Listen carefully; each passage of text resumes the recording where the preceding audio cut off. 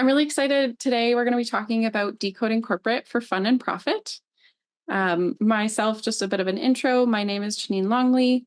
I am a product leader and people manager. I am neurodivergent. I have ADHD, and I am a houseplant fanatic, as we already found out in the chat earlier. So that's a interesting personal note. I'm also, like Holly, really into feminist topics and social justice generally, and also climate activism. So if you do want to connect later, those are all topics that I would love to chat about. I live on the unceded territory of the Coast Salish people, including the Musqueam, Tsleil-Waututh, and Squamish nations as well. Why am I here today talking to you about decoding corporate? Well, for starters, I've been in the trenches. I have survived 4 layoff rounds and 1 surprise firing. And by survive, I do mean I ate some nice cheese in the spring sunshine and had a lovely day. Obviously, I did not survive that job. I have also had to understand the company strategy in order to do my job well, even when the company strategy has not always been clearly provided to me.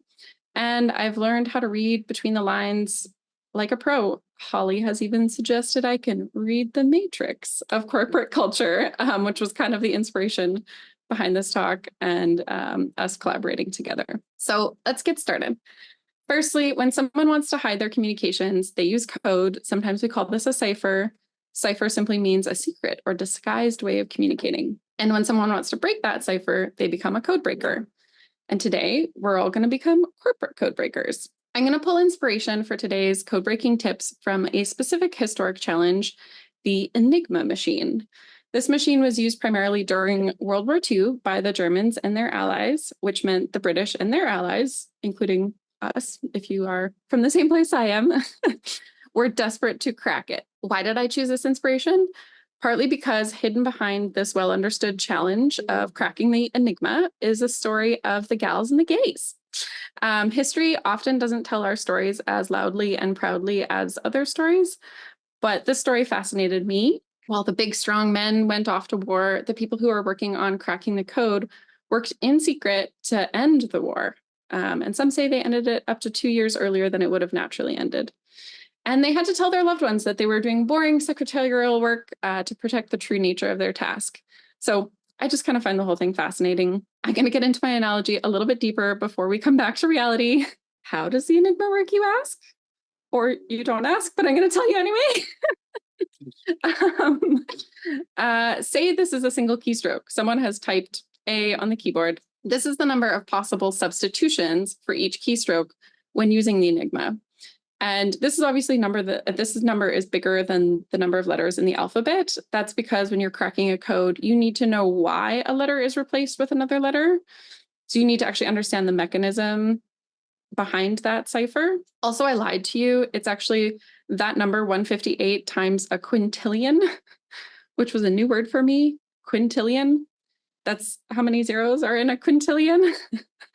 And that is for a single keystroke or one letter of one word. Sometimes in the corporate environment, it feels like there are way too many variables. There's too many things going on for us to be able to figure out what's actually going on. But the Enigma had so many variables and they broke it. Sometimes it feels like we're underestimated as women, like the women who, in our example, were thought by their families to be capable only of doing secretarial work, but we're actually cracking this very complex code. And like the folks of World War II, we will crack this code and figure this shit out. How do we break the corporate code? We're going to break down our process into 3 parts.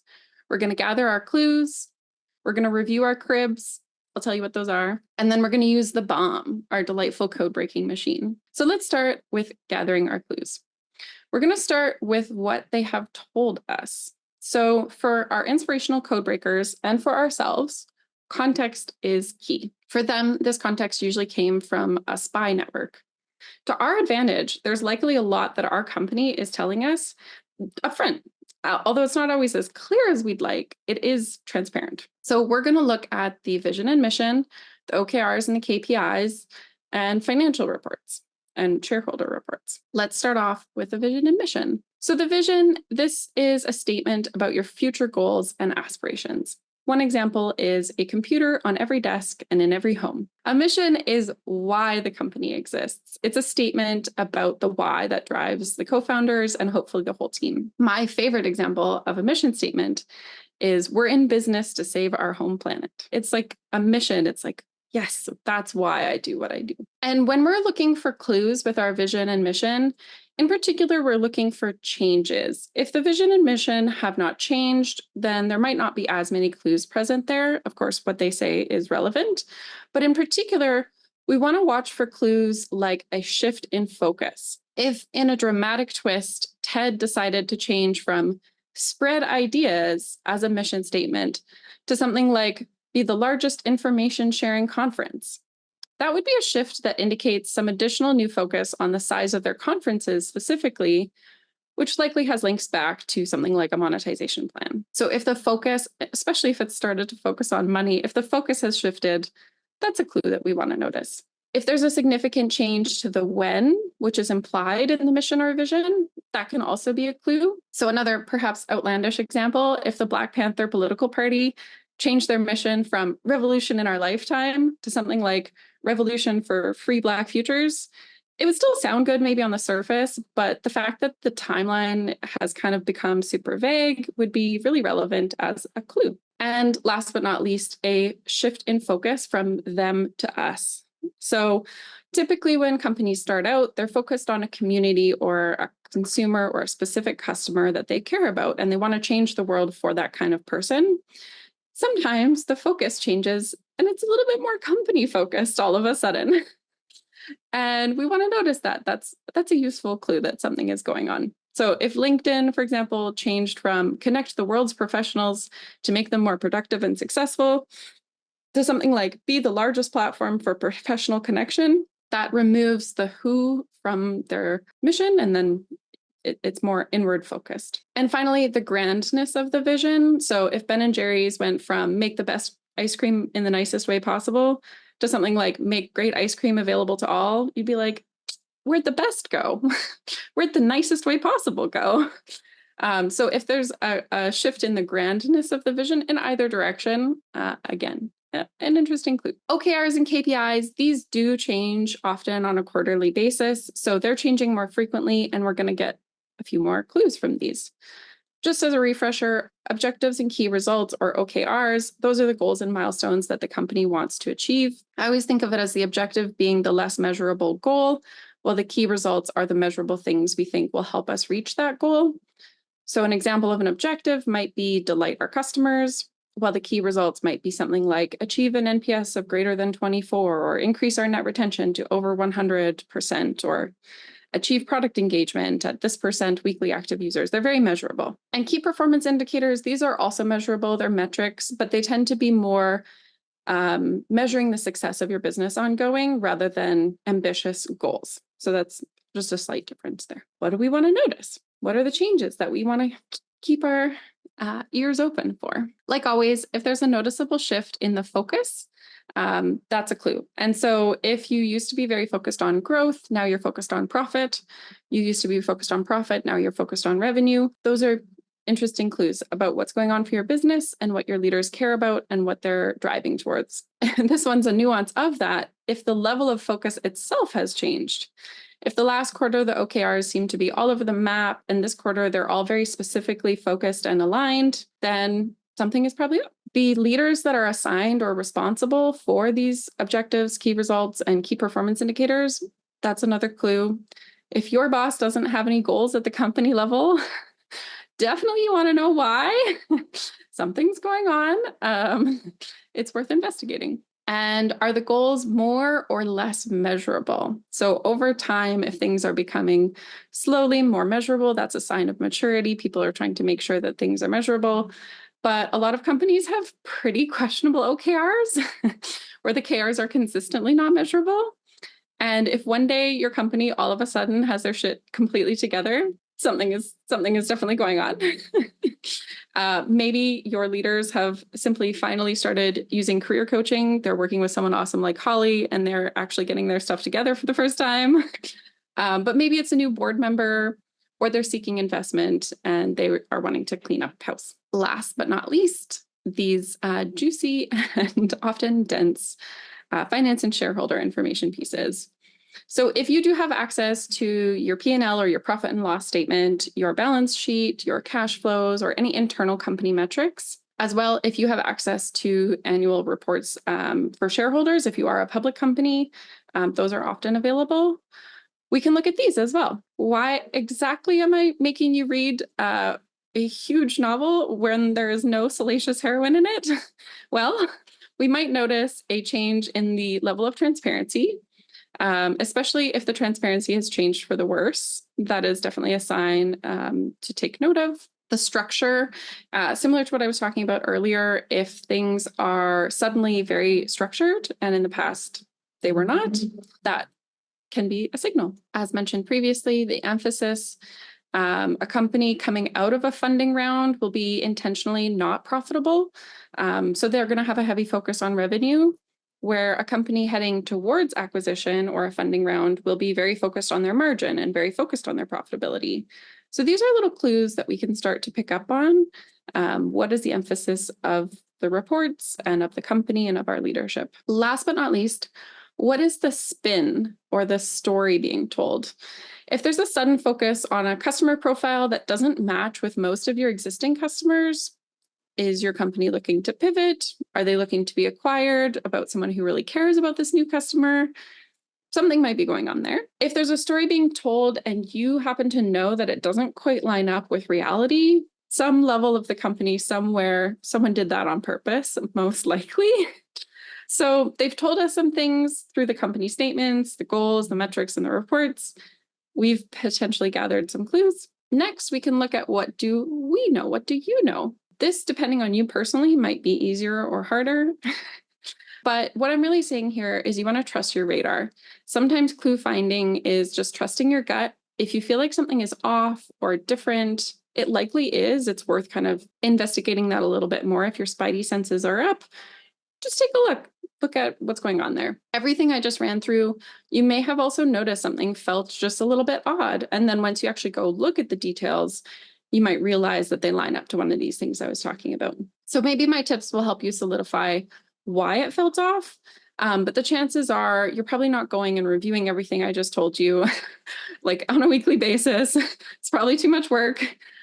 So you really have to trust your gut, trust your radar. If something feels like it's changing, if it feels like there's a change afoot, just chase that down and see, is there actually a change here? Is there a trend here? The other piece of clue finding is, what can you know? In addition to what we do know, what can we know? Another way of saying this is trust the tea.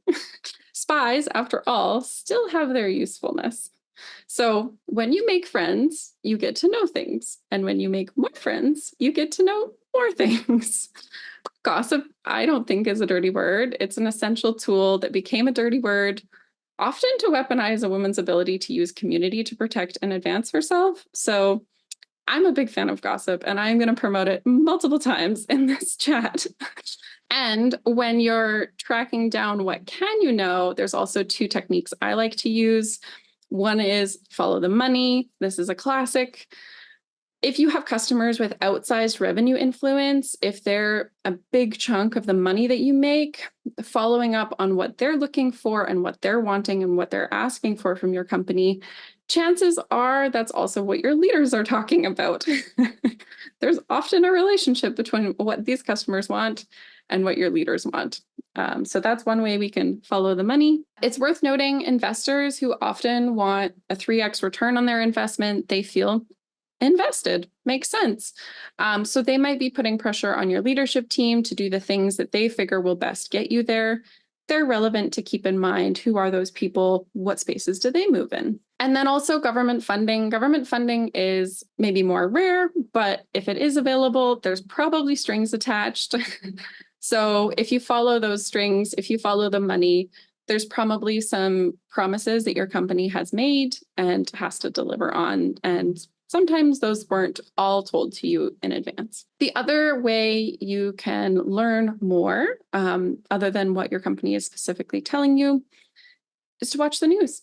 And this might be in the classic ways of reading from a news organization or watching a news organization on TV. But it's also very likely that you consume information in other ways that just keep you updated about your industry and your customers. And if you're seeing major competitor developments, if they have a new innovation or a new marketing campaign, that's, again, relevant. That's a clue. Something's going on in your space. It's worth taking note of. If there are changes to the laws, the regulations, the taxation that impacts your company or your customers, because your customer's company, if they're impacted, impacts your company, that's also highly relevant. If you're a pharmaceutical company that has among its portfolio an abortion pill and Roe v. Wade gets overturned, that's like a huge, significant impact on your business.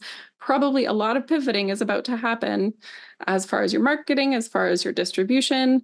So like, expect changes. Something is going to happen now. And also media influence or on both the industry and about your customers too. So the concept of a movement of boycotts is like the most extreme example here, but there can also be positive influence, like a celebrity who inadvertently boosts your product or your industry. So what can you know comes down to what can you gossip about, what can you follow the money for, and what can you watch the news to learn?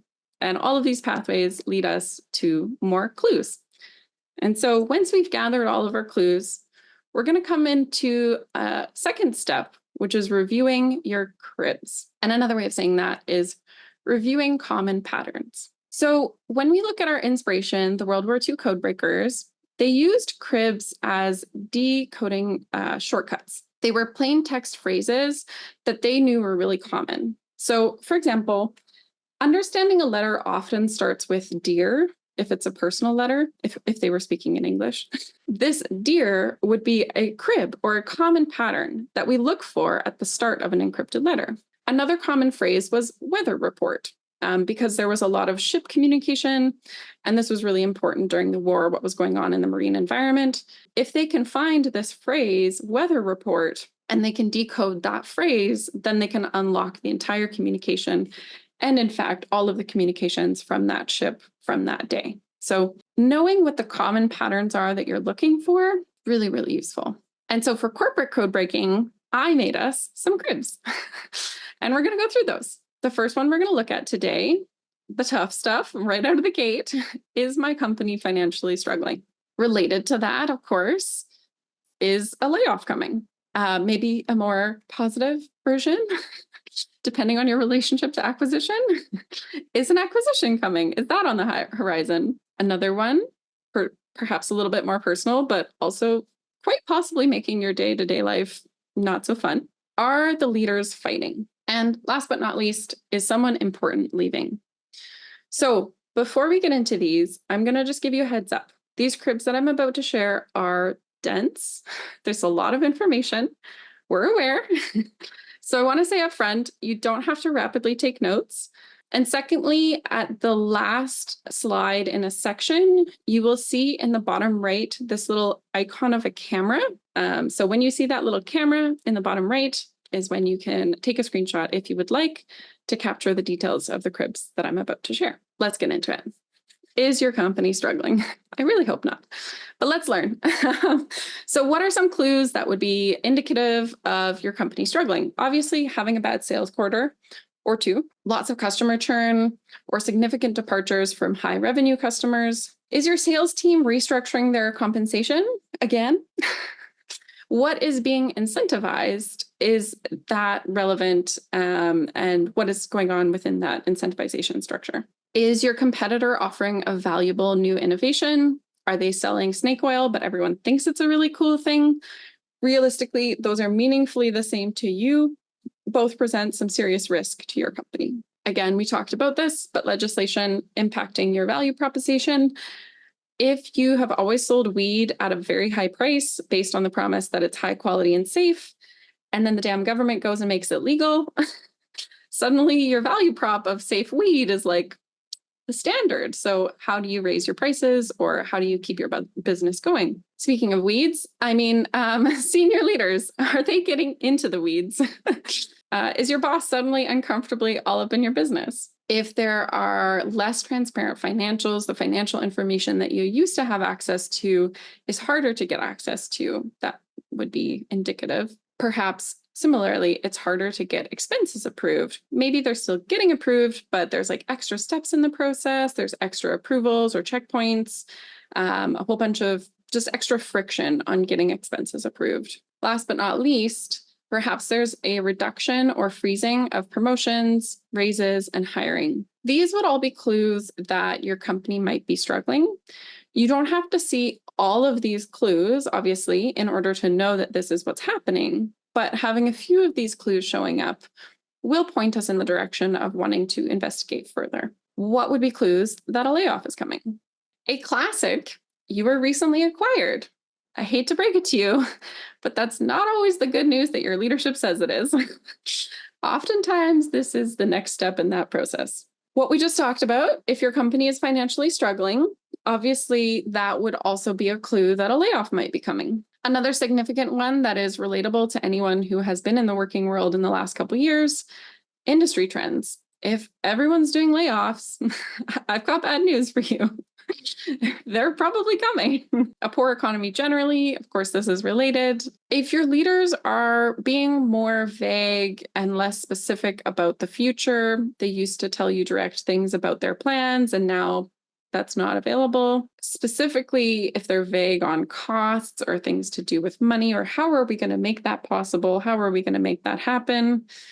They probably have a plan. They're just not able to share it with you. Has your company slowed or fully stopped hiring? That's a pretty significant clue for something financially related, and often that does also tie back to a layoff. Does one team have suspiciously too much work? Another team, maybe hopefully not yours, have suspiciously too little work. If you have visibility onto these things for these kinds of clues, they're really, really helpful. I realize not everybody does have visibility, but things like extra board meetings are really relevant. How on earth do I know about extra board meetings, you might ask? My company uses Google Calendar. My leaders don't tend to hide the details of their events by default. That is true of a lot of companies, especially tech startups. So can you look at your executive team's calendars? Maybe. You should try. I'm just going to say it. And if you're an executive on the call and that makes you uncomfortable, maybe you should change your settings. I don't know. Do I do this regularly? I mean, I do it sometimes. I used to have a colleague at an old company who did this almost daily. He looked at all of the leaders' calendars, and let me tell you, he had the best gossip. He had the best tea, and he was one of my best friends. So those may all be connected.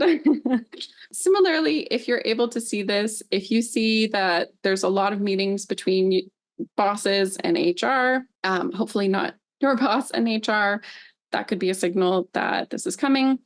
And alternatively, sometimes what this shows up as is big blocks of hidden time on people's calendars. So if they do want to keep this information more private, that would be how they do this. And then you can see that there's just big blocks of hidden time. This is like a little 2B. What are clues that a layoff is coming like right now? If your boss books a 15-minute meeting, especially one with no agenda, especially if it's booked last minute, especially if you had a one-on-one recently. When I was in India last year on vacation, my boss booked a 15-minute meeting. He created the meeting at the end of his workday, which was 6 a.m. my local time. And the meeting was scheduled for the start of his next workday, which was 9 p.m. my local time. So when I woke up, I saw a last-minute booking for a one-on-one that was only 15 minutes long with no agenda, and I had a one-on-one just the day before. I was like, oh boy, something is coming. That was a stressful day, I will say, not my favorite, but we made it through. In that case, I went and looked at his calendar, and he had finished an hour-long meeting that had all of the details hidden from 4 to 5 p.m. his time, right before he had sent me the invite. And our HR also had an 8-hour-long meeting that had all of the details hidden at the exact same time. So that's obviously like a lot of big clues. But yes, if HR is in a meeting with your boss and your boss is booking last minute, very short meetings, those are clues. Again, if you're a manager or a boss and you're in this call, always add an agenda if you can, so people don't stress out, because some of us know these are clues, and of course, we'll interpret that. A company-wide meeting scheduled last minute. The company-wide meeting often also has no agenda, but usually comes with a note around like, please do make time for this, please do attend, please do whatever you need to make this happen. If you see these, it might be a little bit too late to do much about it. But let's try to refocus on something that might be positive, even though sometimes it's also negative, but depends on the situation. We're going to go through the crib for an acquisition might be coming. So our first clue, are there new asks for strategic models, plans, architecture? These things are things that people do sometimes ask for naturally. Normally, it's not always a clue.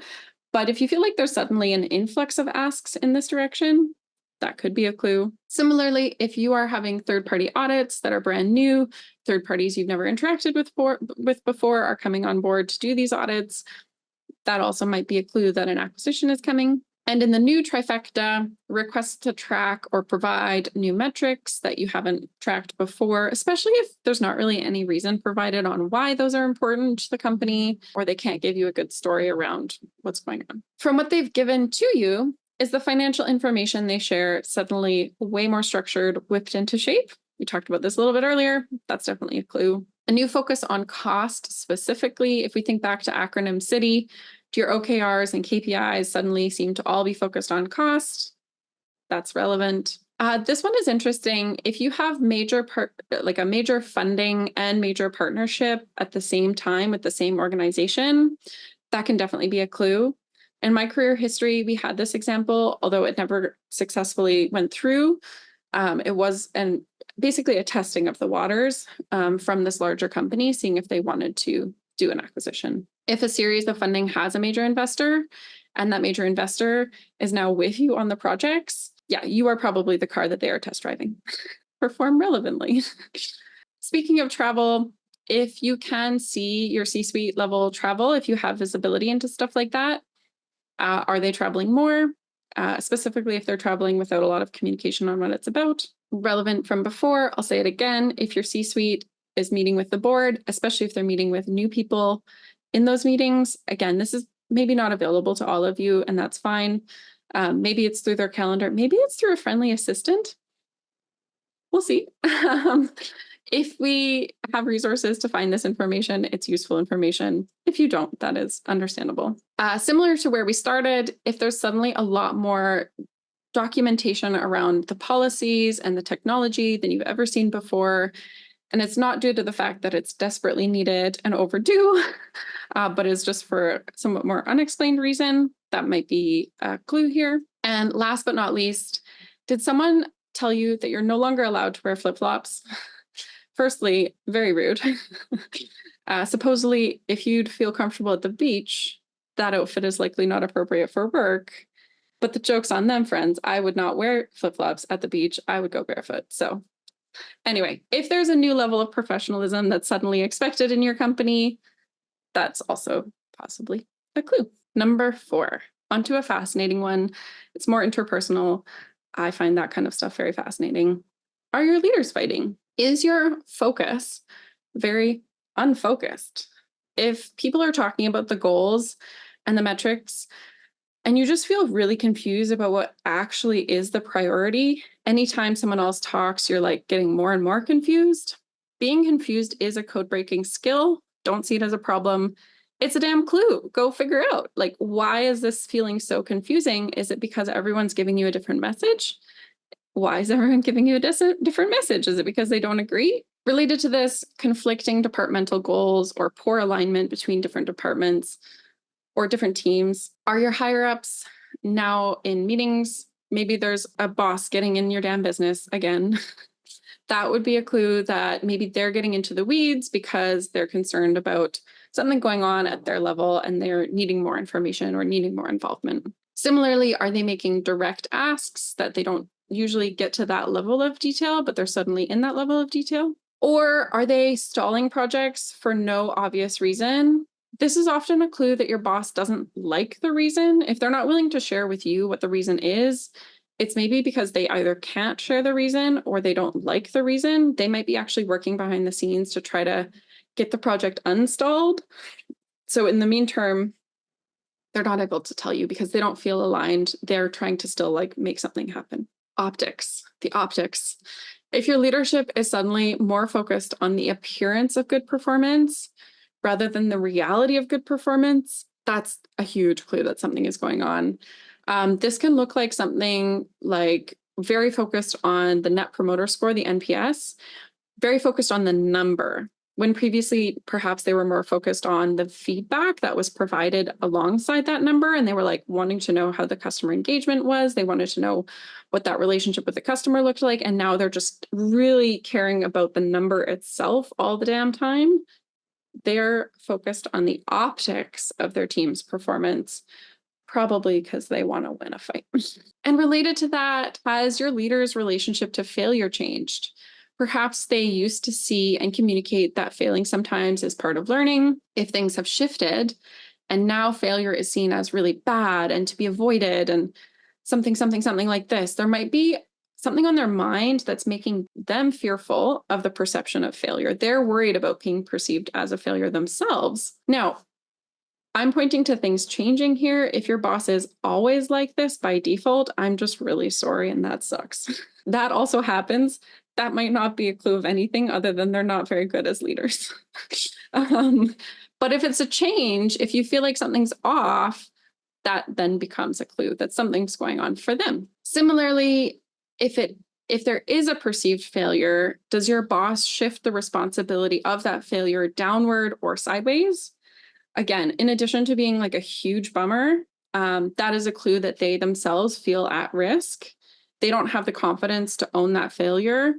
And that's a clue that something's going on. Last but not least, if your boss is suddenly being very like honest about other departments or leaders, which is to suddenly say that they're being a gossip themselves, especially if they're sharing frustrations, that's a pretty big and obvious clue. That's crib number 4.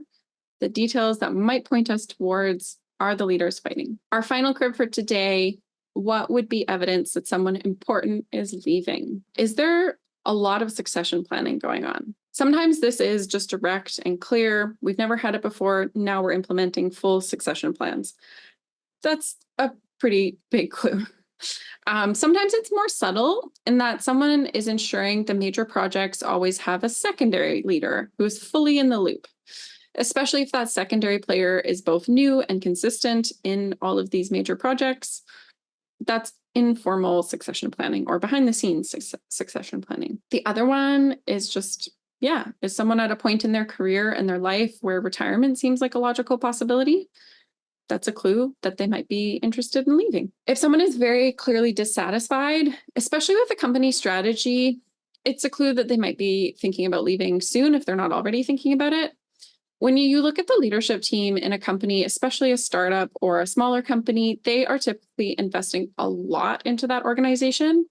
And they probably have things like equity as part of their compensation structure. If they don't think that the company will be as successful as they want it to be or as successful as they expect it to be, they will likely start to think about departure. Is someone taking a lot of last minute vacations or time off? Suddenly visiting the dentist, the doctor, the chiropractor? They just need a lot of time off during the work week on a regular basis. They might actually be interviewing. Another one that's timeline based. Is there a timeline that has to do with stock payout or bonus payout? Sometimes an employee has had like a low simmer of frustration going on for a while, and they have set it in their mind, okay, I'm just going to make it through to like get that bonus. I'm just going to make it through to like get that stock payout. And so as soon as that moment comes, they feel ready, they feel complete, they feel done. They want to get the cash before they hit the gas. This one's more subtle. It's been true every single time I've seen it. Anecdotal, of course. I am curious. Again, drop it in the chat if you've seen it and it didn't end this way.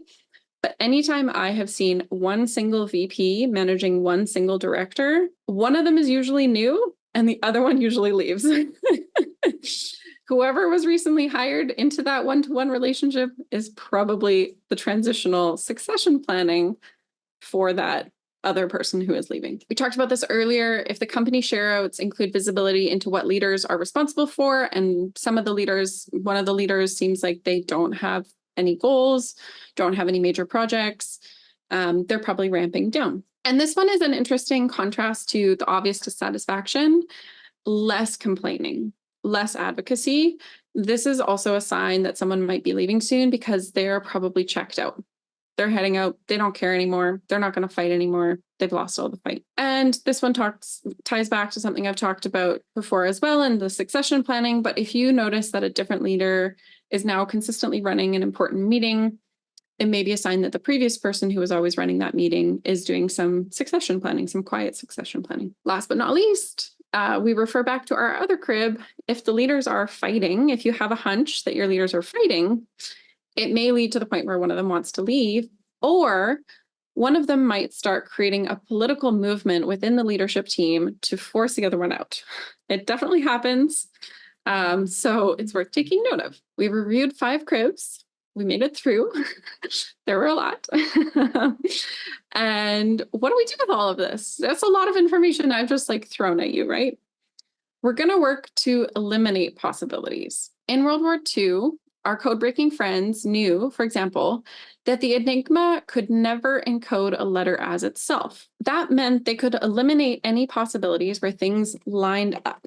So if you think the letter starts with dear, and the first letter is actually a D, that letter does not start with dear because the first letter cannot be itself. For us, we're going to eliminate anything that doesn't line up. So if the clues don't point in the direction, we don't walk in the direction. It's pretty simple. So we're going to practice together. I'm going to give you an example. And if you're in the real world, of course, you will know what is happening on your team. But in this fake world, I'm going to have to tell you what you know. Your boss has been more in the weeds. They've been bothering you by asking for lots of details about the project, joining meetings they didn't usually join before, making decisions they used to leave up to you, and generally being in the way and making a bit of a mess. They seem grumpy. They're kind of hard to work with now. And if you make a small mistake, suddenly they're all over it, focused on what you're going to do to avoid it next time. Now, your team has delivered above expectations this year. That means your boss isn't micromanaging because there's a performance issue. From what you can tell, something else is going on. Every time your company talks about retention and sales, they focus on the ideal customer profile or the ICP, and the news is really good. Things are on track from what you can tell. They're sharing this information. They're sharing that it's good information. And your team structure is unchanged. There's no one new, no one has departed. It's been this way for a while. You used to have stability in how you were working together, and now your boss is stomping all over your stability. So what's happening? What's going on? We're going to go through a process of figuring out from those 5 cribs that I provided to you, what can we eliminate? And we're going to start with crib number 1. The company is struggling. So as a refresher, the boss is in the darn weeds. That's a match. And we said the team was unchanged. So that's actually what I would consider a reduction or a freeze on promotions, raises, and hiring. Because in the tech startup world that I work in, at least, default assumption is everything goes up and to the right. So even when you plateau, to some degree, that's usually an indication. So we'll color those green. Those feel like a match. What else? Is there anything else that people can see on this list that might be a match? It's a bit more sneaky. When it comes to customer churn, we actually only know about the ideal customer profile. There's been a focus on this from our leadership team in the financials. And so is the leadership team so focused on the ICP because the rest of our customers are walking out the door and they don't want to tell that story? So that becomes kind of a maybe. We actually don't know if there is a lot of customer churn. We know the story that they're telling us, but the story we also know is constrained. It's not the full story. Other than that, I don't think there's any other matches. So we'll color those red. What do we think? Is this a possibility? And as a reminder, we don't need all the things to line up and match. We just want some clues to see that we're in the direction. I figured this is a maybe. This might be a match. And so we don't want to eliminate, because what we're doing right now is elimination. Just as a reminder, we're just eliminating options that don't feel like they're a match. Option number 2, a layoff is coming. So time to review our second crib. Companies may be struggling. We just talked about how that's a possibility, so that might be a clue. I would also say that we have slowed and stopped hiring, so that's a match, and not much else. At this point in time, we don't know for sure if the company is struggling, but it might be, so that might become a yellow. Maybe I should have colored that yellow. So do we think this is worth investigating? At this point, probably not. If we did find out that the company is struggling, then maybe we change that to a green, and then this becomes maybe a bit more likely. So for now, we'll call it a no and we'll eliminate it. How about the acquisition crib? I didn't specifically talk about any of these. So none of these are a match based on what I told you. Now, of course, in the real world, you might know other things, and it might be that one of these is a match, but in this fake world, it's not a match. So we'll move on. The leaders are fighting one. What might be a match here? Want to avoid looking like a failure, micromanaging. We have a handful of matches here. So the higher ups are in our meetings. They're asking direct questions. There's no tolerance for anything that looks like failure. Is that a match? Is that worth exploring? I definitely don't think we can eliminate it at this point in time. There's enough there that it's a maybe. We'll keep it on the list. And our last one, someone important leaving. From the 4 things that I told you, bosses in the weeds, team has performed above expectations, no one has joined or left the team, and our ICP customers are doing great from a sales and customer success perspective. So the dissatisfaction I mentioned is possibly a match, although it might be, it might not be. And of course, the leaders are fighting might be, because we talked about that earlier. It's a maybe. Because we only have 2 maybes and no greens, I would probably eliminate this for now. So our verdict right now, I think our 2 most likely candidates are companies struggling or the leaders are fighting. If you want to place bets, if you want a little side bet business, now's your moment to guess which of these it is, because we still have a little bit of a ways to go to fully crack this code, but we're going to do it together. We're going to keep working through this. We're going to pick a hypothesis to test first. How do we know which one to test first?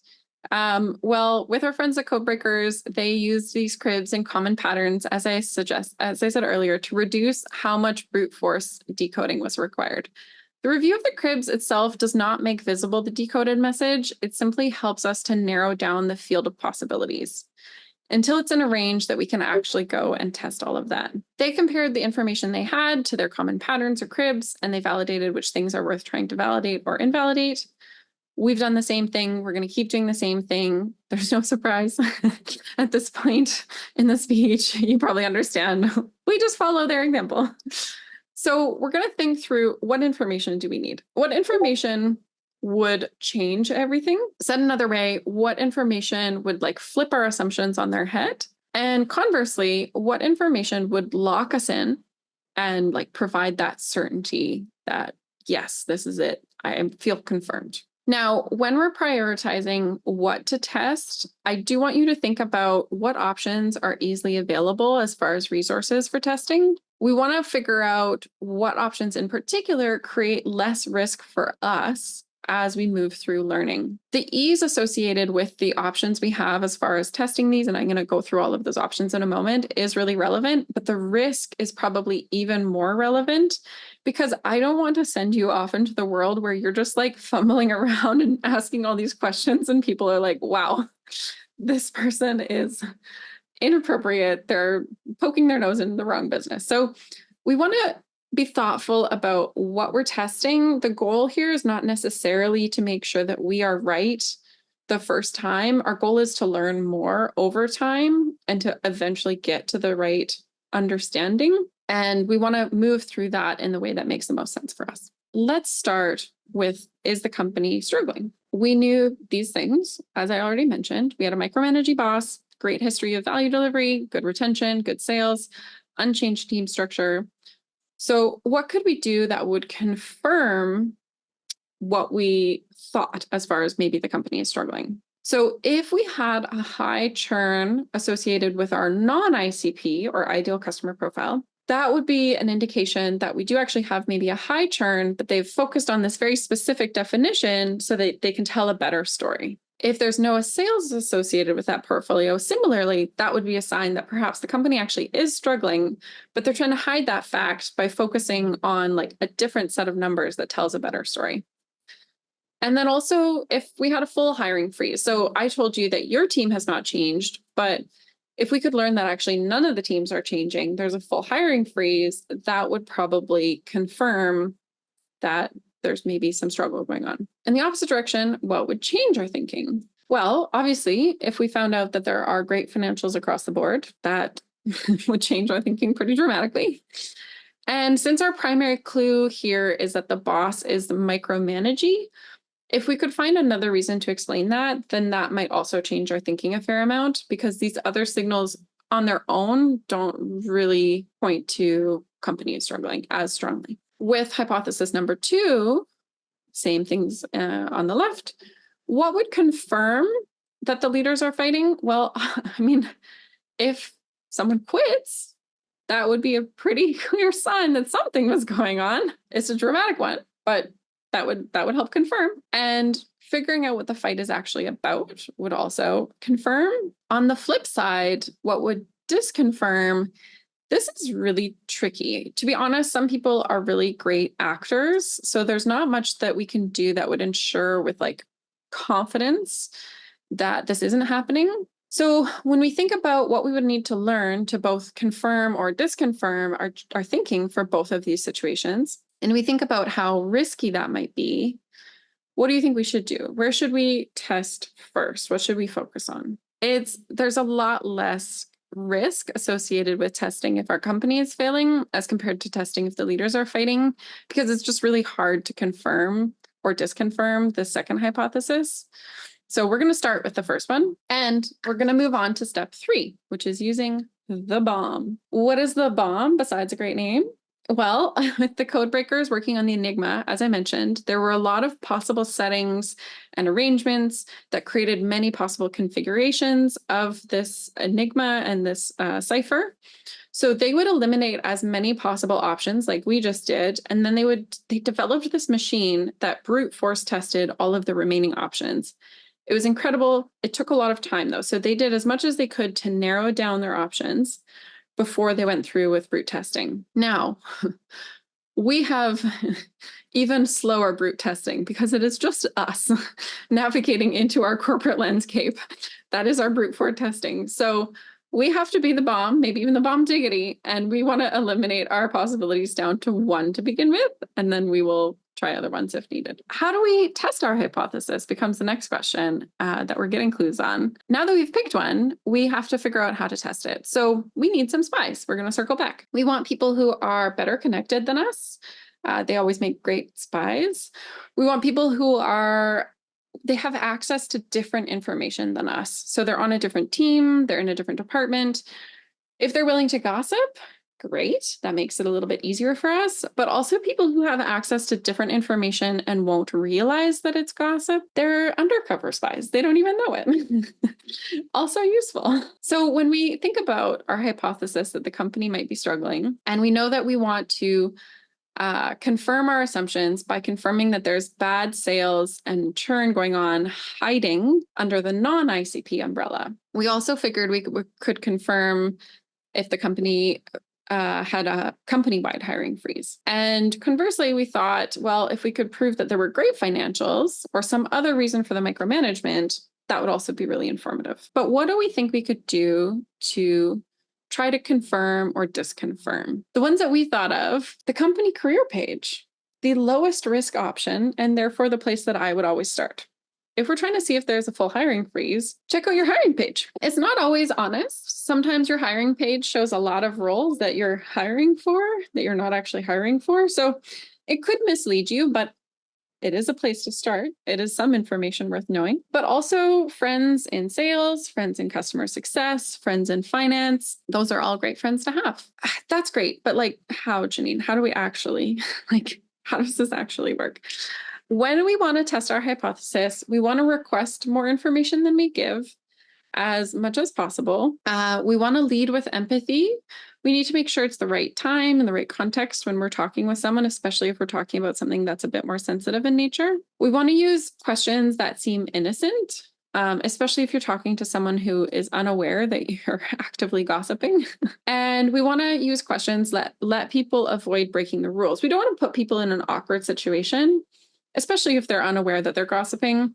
We want to be able to ensure that they can respond in a way that won't explicitly break any confidentiality that they've committed to. It won't put them in an awkward position. Let's talk about figuring out about the financials. If we have a friend from sales, which I would recommend making, We can ask them something like, hey, how are things these days for non-ICP customers? So now obviously you're going to have to figure out how to phrase that more naturally for your company. If you have a definition of the ideal customer profile that states that you will only work with enterprise companies, you could ask what it's like these days for mid-sized customers. You probably, hopefully, know what the definition is of your non-ICP or of your ICP, and therefore you can figure out what would feel natural to ask about, especially if you have historically had a different ICP. So if you've had a different focus in the past and you've kind of shifted your focus, you would probably have an existing pipeline, existing book of business that has to do with a former definition. So you can kind of ask about these other areas of the business, right? So if your ICP is enterprise, as I said, hey, how are things these days for mid-sized customers? If your ICP is med tech companies, hey, do we ever sell to fintech companies? If your ICP persona is a project manager, hey, what's it like to sell to customers who don't actually have a project manager? You can ask these different questions that are basically poking at what's going on outside of what I've directly been told. Another version of that, invitation for them to brag, so to speak.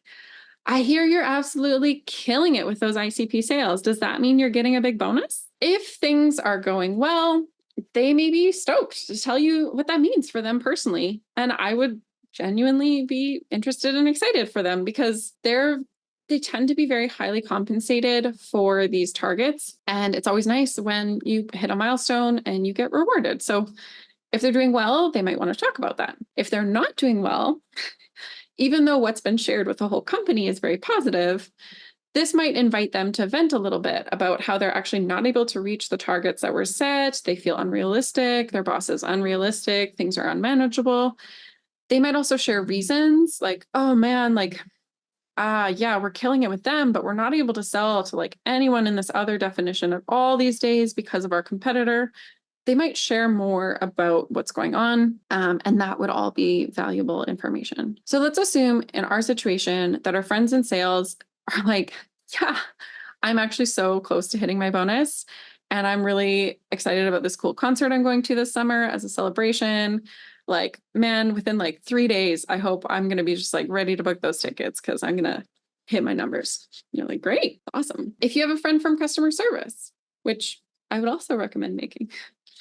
So similarly here, you can also ask about someone in their portfolio who doesn't fit that ideal customer definition, especially if you know they have someone who's like a significantly sized customer as far as revenue goes. You can directly ask about that kind of customer. If you don't know specifically about their portfolio or you don't have that kind of information, you can ask more generally again. You can also follow up with something like, oh, I know that, this thing means they're no longer fitting our ICP, but they've been with us a while. So like, I was curious what it's like to work with them or how it is these days. Again, you're going to have to adapt the exact language, but basically opening a conversation around the kinds of customers who don't fit that definition that your leadership is telling you about will help you get that more rounded perspective. Tell me more. Great. Interesting. What's it like to support, this kind of customer? So a bit more blunt option, but again, if your ICP is enterprise, hey, what's it like to support mid-sized customers? Do they actually like our product, or do they just run into issues all the time? People love to vent if you give them an option to vent. And it's also just genuinely good relationship building outside of all of this clue finding stuff too. In the same way that I just gave you all those examples for sales, you can use all of them here. So, hey, do you support any fintech companies? I'm really interested in them. What are they like? If that's true, I mean, don't outright lie, but you can just ask questions wherever you're curious. And in this example, we're going to assume that they tell us about a customer that's actually doing great and doesn't fit our ideal customer profile. That would be good news. And last but not least, friends in finance. So obviously they have very privileged information. So if they're willing to share it with you, that would be hugely valuable and directly and obviously useful. But also, they tend to have more of a confidentiality-minded perspective on the information that they have access to. Here's where we have to be a bit more thoughtful about exactly what we're talking about. This one is maybe obvious, maybe not. But you should definitely ask, like, where is the full set of what I'm just allowed to see? I don't know. Is there a dashboard you set up somewhere that's really cool that I don't know about yet? They're probably excited to talk about their dashboard that they set up that no one ever looks at. And you might be really interested in seeing what that dashboard has to say. So that's one obvious and direct path, is just asking for the information that is officially available to you. And then this one is like an open-ended, again, an invitation for a conversation. So something like, hey, what's the most challenging thing to track? Like, oh, we have a new set of OKRs. Like, how are you guys able to like actually figure out if we're on track with those? Like, how are you guys able to actually see if that's what's going on, if we're hitting our targets? If you stay open-ended and curious and you invite them to kind of talk about what's hard about their job, but you're not asking about like specific confidential information. You're asking about something like OKRs, which like everyone sees those. And you're just asking like, what's hard about that with your job? Then they can open up. They might tell you a bit more about like, oh, well, my boss seems really focused on the profitability lately, but it's like really hard to track because of X, Y, and Z. So like, I know we said an OKR about it, but I actually don't have a way yet to figure out how to know if we've hit it. Again, like, that's useful information, and it's not too far off from what is officially available. So they might be willing to share it or not quite realize that they're sharing something new. But in this case, maybe they show us a new metrics dashboard. There is some interesting data there. We're actually able to see our churn and our sales for the whole business, and things look pretty healthy, up and to the right, as I said earlier. Growth on the chart. So if that's the case, we got some clues from a few different friends from our company website. Basically, what I've told you in this fake example is like, this hypothesis is probably not what's going on, because we got a lot of clues. So to shortcut and keep us going on the more interesting part of this talk, we're not going to repeat the whole process, but we're going to jump into that second hypothesis and start testing it right away. As a refresher, what would confirm? So someone quitting, that's unlikely to be something that we can really suss out or clue out. It'll just happen. Knowing what to fight about, it's definitely an interesting challenge, because I don't think we're going to get this one confirmed. We basically said that was just really challenging to do. A reminder on the categories of spies. We're trying to figure out what this fight is about, or confirm that there is a fight going on. We have our categories of spies: people who are better connected, people who have access to different information, people who report to other leaders, assistants of other leaders, our boss, those other leaders themselves, any coordinators, good call out, Claire, anyone who works between departments, great resources. So are we ready to start asking some potentially awkward questions? How can we make them seem innocent? The challenge awaits us. If we have friends who report to that other leader, these are people who have access to different information than us, and they might be willing to gossip. They might not know that they're gossiping. That's okay. Something along this line is an easy, again, invitation. Hey, is your boss also micromanaging you on this project these days? When it comes to your goal of give more or get more information than we give, this route obviously requires some trust in the process. You are giving the information that your boss is micromanaging you, but hopefully extending that olive branch will give us some camaraderie, some new information, and also maybe a new friendship or a deeper friendship. Because as a side benefit, if you are both being micromanaged, you might actually need a friend. You might actually need someone who can like relate and can help you navigate through that. Even if we're not like focused on finding clues, if we zoom out here for a minute, it's just good to also like have friends that you can lean on in the workplace. Yeah, maybe you reach out and the two of you do end up venting for a while, and you learn that the other leaders have also been micromanaging and acting a bit different lately. And their team also had some projects put on pause in order to tackle this new collaborative project that you've been working on. And you learn maybe that like their leader is really excited about this collaborative project, which feels very different than what your team is up to, where it's not excited. It's like negative vibes. Maybe that's the result of your conversation. Maybe not. Maybe you just make a new friend. There's also the more direct option. If you are actually friends and not just like the corporate version of friends, like, do you think your boss and my boss get along? You can just ask sometimes if you have that kind of relationship. Now, what about assistants? So assistants, you have to be careful because, of course, like people who work in finance, they're usually very aware that there's confidential information that they have access to that they're not supposed to share. But again, don't like outwardly lie or be fake. But if they seem like they might actually just be a cool person, the easiest way to start is like, do you want to hang out sometime? If you do have a genuine interest in them as a person, a reminder, they might not have a lot of friends because they might not actually like work with a lot of other people because they probably just work with their boss, and that is a weird relationship. Again, outside of everything I'm telling you about, also might be a good friendship just from that perspective. And it might be useful. You might learn things, but that's kind of a small, I guess, part of this. If you don't want to go that route, doesn't feel like a good fit, then I don't encourage you to be like a false friend. That's weird. You can also ask questions like, hey, what's it like to manage this person's calendar? Like, they're so busy, it must be tough.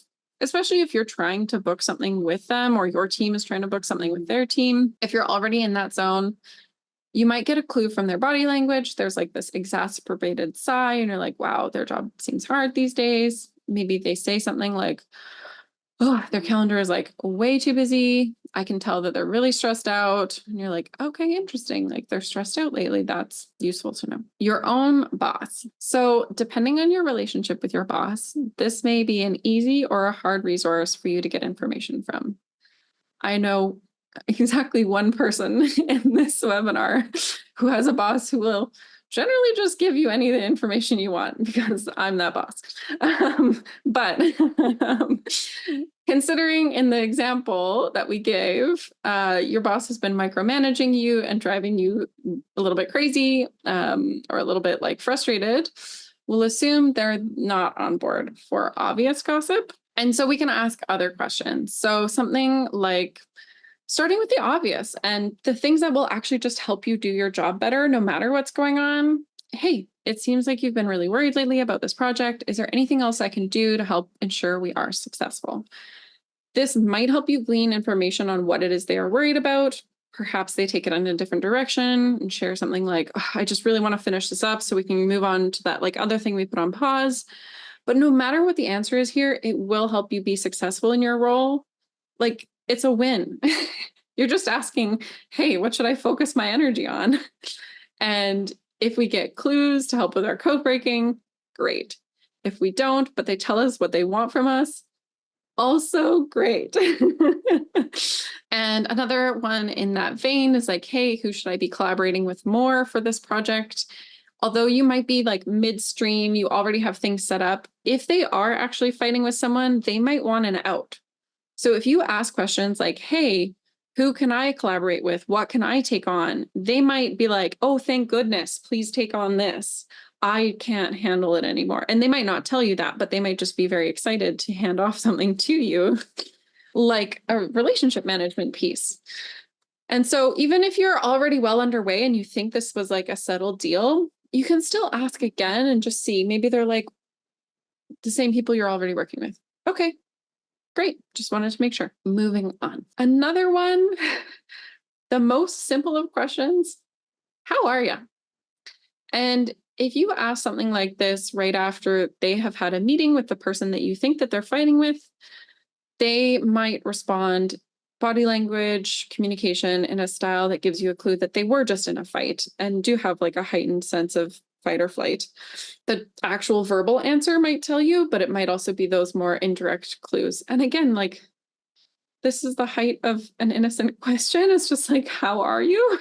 Also, they are a human. If they are fighting, it is a nice thing to have someone be like, hey, how are you? Because that can be really stressful for them. And you can be a kind human maybe in that moment. So again, with these questions, my goal is to give you ideas around how you can ask things that are just like good practice outside of this clues and code breaking thing. What about the other leader? Again, it kind of depends on your relationship with this person. But the most obvious and direct one, hey, what can my team help your team with this quarter? Asking the simple stuff like, this can help you understand what's top of mind for them, what they're actually thinking about, even within the project scope, like what's of concern to them. It just helps give you more puzzle pieces to understand that bigger picture. And so in the territory of like trying to figure out what people are fighting about, we need a lot of puzzle pieces to probably feel confident that we understand what's going on. So the more we can ask these like innocent questions of a lot of different people and see which puzzle pieces we come up with, the more likely we are going to be able to see that bigger picture and actually put these puzzle pieces together. So say the leader talks about how they really want your help convincing your boss about how great this new project is. Like, oh, this new collaboration, I'm so excited. Actually, how you can help is like get everyone inspired about the vision and the mission of this new project. If you feel excited about it, do you feel excited about it? Yes, great. You can help me get everyone else excited about it. Maybe they don't actually name your boss, but they're just like, I want you on the hype train. And you're like, interesting. You need a hype train. That's, a best case scenario. They're pretty clearly telling you what is going on if that's the case. So let's revisit what we know. Obviously, for our first hypothesis that the company is struggling, we found out that sales is above average, found out that customer retention is the same as last year. We found out that that's probably not what's going on in the company struggling. But from the leaders are fighting, you found out maybe your colleague is feeling micromanaged as well. Maybe that assistant looked exhausted and was like, I just can't say anymore. Maybe you got clues from your boss or that other boss, mild complaints maybe around this new collaborative project, and it's a distraction. I just want to get back to that other thing. From the clues that I gave you today, I would say we probably have a pretty clear verdict. In this scenario, our leaders are fighting. Confusingly, we're celebrating, but no, we are celebrating that we have locked in on a hypothesis. We're not celebrating fighting. This is not MMA. But we are excited. We followed through this process. We found out something. It feels like we probably gathered enough clues that we're like, okay, I think that our leaders are fighting. I think that's what's going on. And fighting about this project probably, and whether or not we invest so much time and energy in it. Wow. We just spent like an hour figuring that out. Now what? What do I do with that? What's next? Well, if you want to break the code even further, you can repeat this process. So we've gathered so many clues through what we just went through. So you can either go and intentionally think through what other clues you could gather, or you could just say, wow, I've gathered so many clues from this process already. If you wanted to review cribs, you wouldn't use the ones that I've shown you today. You would need to find some more. But this is something you can do on your own. You can go to Google and say, why do leaders fight at this kind of company? Why do sales leaders fight with customer success leaders? Why do leaders fight right after a funding round? Whatever it is, if you know some information about what's going on in your company, go to Google, ask Google, or ChatGPT, I guess. I don't know. I'm still old-fashioned. So whatever you have as your current clues can help you drive to what common patterns you might want to look for to review. And then once you've reviewed those common patterns, you can dig back in to test out your new theories and crack that next layer of the code. There are layers and layers of code going on in the corporate world. Within those walls of corporate, there is a lot going on. So I hope you don't feel discouraged and instead realize that over time, you can actually just kind of do this process as you go about your day. As I mentioned, some of those questions I offered you are like very innocuous, just regular questions that you can ask on a regular basis to continuously learn more about what's going on around you, what's going on at your company. So if you're kind of just constantly watching for signals, trusting your gut, making assumptions, seeing if there's a common pattern there, seeing if you can prove or disprove those, this doesn't have to be such a big process. It can kind of just be like an ongoing process, right? We're going to go back to my afternoon in the sunshine, eating cheese one spring day 3 years ago. I can say that even though I had a pretty large set of skills on how to spot clues, spot patterns, and test assumptions, I was surprised that I was fired that day. I had never been fired before, so I wasn't familiar with the patterns. I didn't think it was possible for me to get fired, which is definitely something I should talk about with my therapist. But my gut had been telling me things were off. I had clues that leaders were fighting. I had even suspected that my boss was maybe going to get fired because I could tell that the leaders were fighting and I thought something was going to happen. But I hadn't clued in this example that it would be perceived that I was in cahoots and that I would also kind of get caught up in that. Do I wish I had gone through this whole process and avoided all of that? Like, honestly, no. I am so glad that I was fired from that particular company. I think it was a humbling experience worth having, so I don't need as much therapy. I was also glad to be parted ways from that company because it wouldn't have been a good fit for me long term. I'm glad I learned about that pattern so I can add it to my tool belt and share this kind of information with you. And even being able to see patterns won't always protect you fully from the harm, but it will make it less surprising. I was surprised that I was fired, but then pretty instantly, like, well, I actually probably should have seen that. I knew he was getting fired. I knew that him and I worked closely, like that did make sense. And so although there was some surprise, it wasn't like a full-on shock of like, how on earth could this have happened? It was like yeah, that makes sense. And so I think all of what I've taught you today hopefully just helps you feel a little bit more prepared in those moments. Sometimes it might help you navigate and avoid something that you want to avoid. Sometimes it might just help you have an understanding of something that is coming so you can process that on a timeline that works for you. And I do hope, if you learn nothing else, that if you one day get a surprise layoff or firing, you learn that it's really worth buying cheese and sitting in the sunshine to eat it because it is a great day. Actually, if you forget everything else I've shared with you today, I want you to remember these 3 things, not the cheese thing. One of them, trust your gut. If your radar feels like it's picking up on something, be curious. Just follow the lead, follow that down. 2, develop an understanding of common patterns. Watch the YouTube regarding this talk for my cribs from today if you want to, but also look up common patterns you think might be useful to have as cribs in your particular tool belt. And last but not least, trust the tea, like gossip. Truly, I am encouraging you to talk to your colleagues, to learn from them. Being informed and being friendly are, in my opinion, one and the same. In true WIMDI fashion, I want to give one last shout out to the gals and the gays, and of course, everyone else who was involved, who didn't really know about war, didn't know about code breaking, and yet figured out how to crack the code through determination and self-belief. Like them, I hope you feel determined and capable now, understanding how to crack the code, understanding how to figure out what the heck is going on. I trust that you've got what it takes. And if you want to stay in touch, you definitely can. My name is Jeanine Longley again. I am a product leader. You can find me on LinkedIn. Do include a note if you send me a friend request. Please do include a note. But I'm happy to talk about this more. It was my special interest focus. And so I have learned a lot about this topic. Happy to expand. Thank you.